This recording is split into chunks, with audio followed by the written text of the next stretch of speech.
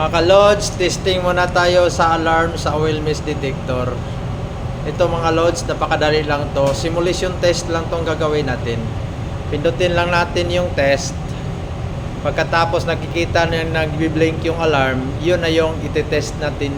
Pipindutin natin yung enter. Pagkatapos, yung nagbi-blink na number 1, yung ang cylinder number 1. Ngayon, tapos na tayo sa cylinder number 1, pupunta na tayo sa number 3. Ngayon, pipindutin natin yung enter. So, makikita natin yan. Yung alarm niya, number 3 is 24. Yung current niya is 14.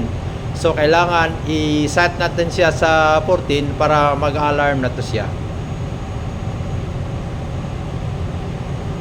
Yan, 14 na siya. Pipindutin natin yung enter, tsaka siya mag-alarm. Okay, tapos pipindutin din natin yung check para alarm siya. Yan, nag-a-alarm na siya. So, yan, makikita natin. Yan na yung alarm niya sa simulation test sa cylinder number 3.